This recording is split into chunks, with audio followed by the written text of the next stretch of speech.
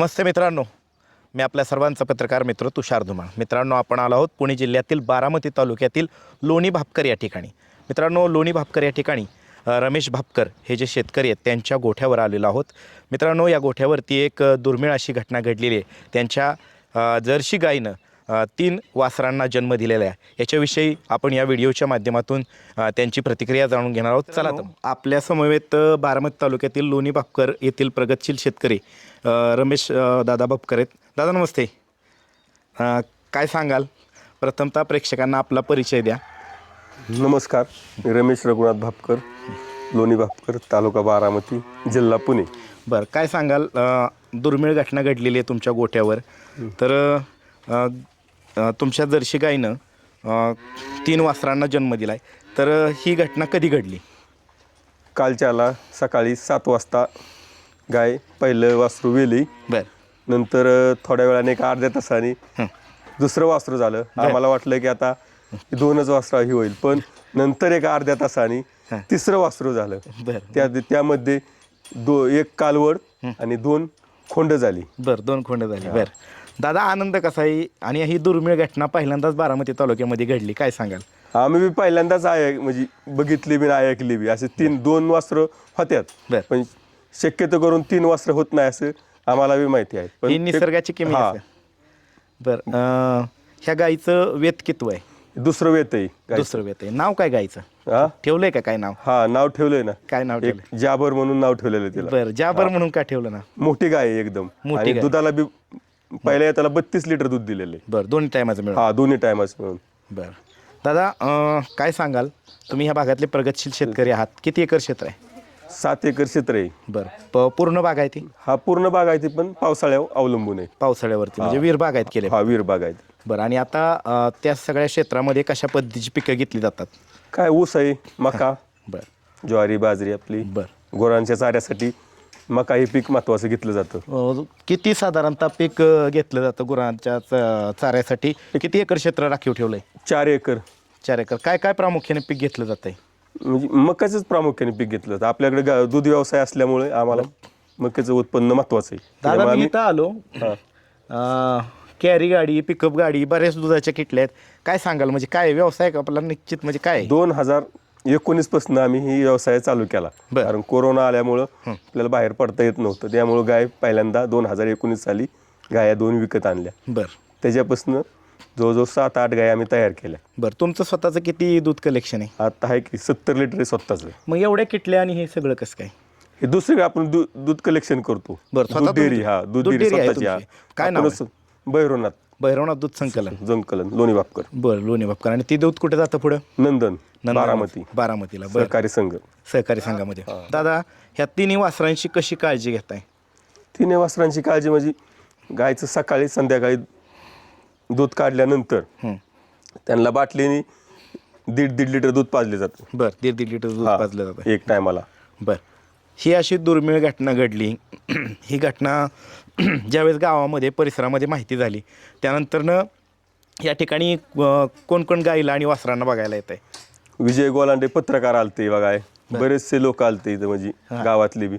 दुर्मिळच घटना आहे ना, पहिल्यांदाच असा विषय तुम्ही सुद्धा पहिल्यांदाच बघितली असेल आपल्या भागात. म्हणजे बारामती तालुक्यात म्हणलं तरी पहिल्यांदाच घटना झालेली. ज्यावेळेस गाई वासरांना जन्म देत होती ती नैसर्गिकरित्या तिने जन्म दिला का कसं काय? नैसर्गिकरित्या. डॉक्टरांची काय मदत घ्यावी लागली? नाही, डॉक्टरांची मदत काय. मग तुमच्याकडे जे गोठ्यामध्ये रेग्युलर डॉक्टर येतात त्यांचं काय म्हणणं आलं? काय त्यांची प्रतिक्रिया आली?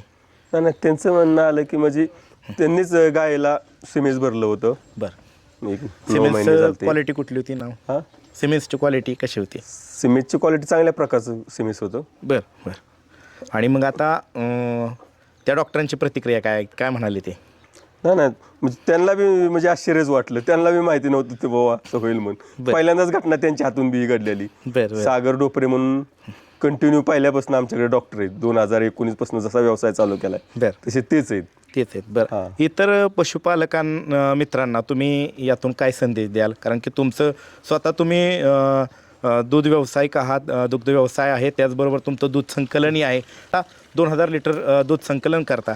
तर जे नवीन तरुण या दुग्ध व्यवसायात उतरणारे आहेत त्यांना काय संदेश द्याल, आणि जे आता जुने आहेत जे व्यवसाय करतात त्यांनी कशा पद्धतीने व्यवसाय करायला हवा? दूध व्यवसाय चालू करताना ना गायांना सिमेंट चांगल्या प्रकारचं भरलं पाहिजे. पहिल्यांदा त्याला गाय जर 20 लिटर दूध देत असली तिने ती परत 25 लिटर दूध दिलं पाहिजे, परत 25 ते 30 लिटर दूध दिलं पाहिजे. त्यातनं भरपूर फायदा आहे. काय कळत ना गायांच्याकडे लक्ष देत नाही, त्याच्यामुळे ती दूध व्यवसाय अडचणीत जातोय. गायांच्याकडे पूर्ण लक्ष दिलं पाहिजे तरच व्यवसाय सक्सेस होतोय. त्याचबरोबर खाद्याचं कशा पद्धतीनं चाऱ्याचं नियोजन करायला हवं, खाद्याचं कशा पद्धतीने नियोजन करायला हवं? खाद्याचं म्हणजे आता आम्ही तर नंदनची पेंड वापरतो. आणि पेंड चांगल्या प्रकारची. चाऱ्याचं कसं काय नियोजन? विकतचा चारा घेताय का स्वतःचा घरचा चारा आहे? घरचा बी आहे, काय विकतचा बी घेतोय कमी पडलं तर. मुरगास करतोय, वैरण असती. त्याचं कसं नियोजन करता? एवढ्या गाय आहेत, 8 गाय आहेत, तर कसं नियोजन करता त्याचं? उन्हाळ्यात कसं नियोजन असतं? उन्हाळ्यात मुरगास भरून ठेवतो, वैरण असती. वाटलंच तर दुसरी कोण बी विकत आणतो गरज पडली तर. त्याचबरोबर पाण्याचं व्यवस्थापन कसं करता? पाणी आहे गायांच्या पिण्याच्या पाण्याचं उन्हाळ्यात गायांच्या पुरतं आहे पाणी, विहिरीला गायांच्या पुरतं आहे पाणी. तर तुम्हाला या सगळ्या व्यवसायामध्ये कुटुंबातले कोण कोण व्यक्ती सहकार्य करतं, मदत कोणाची जास्त असते तुम्हाला? आमच्या मिसेस आहेत. काय नाव आहे ताईंचं? प्राची रमेश भापकर. त्यांचं मोलाचं सहकार्य. दादा, ही दुर्मिळ घटना तुमच्या गोठ्यामध्ये घडलेली आणि एक सगळ्यांचं म्हणजे पाहताना सगळ्यांना आश्चर्य वाटतंय. निसर्गाचा चमत्कारच आहे. तर काय सांगाल, कसा आनंद आहे? जाता एक शेवट सांगा. नाही भरपूर आनंद झाला. अशी कारण घटना कधी घडलीच नाही, आपण बी बघितली नाही आपल्या म्हणजे आतापर्यंतच्या कारकिर्दीत. त्याच्यामुळं आश्चर्यच वाटलं. असे कधीच घडत नाही. 2ची माहिती आहे, 2ची कधीच झालेलं नाही कुठंच. मित्रांनो, तुम्ही एक आतापूर्वी पाहिलं असेल की धाराशिव जिल्ह्यात मध्ये एक घटना घडलेली. एकादशी गायीनं 4 वासरांना जन्म दिला आहे. त्यानंतरनं ती घटना ताजी असतानाच ही बारामती तालुक्यातील लोणी भापकर येथील भापकर वस्ती ही घटना घडलेली आहे.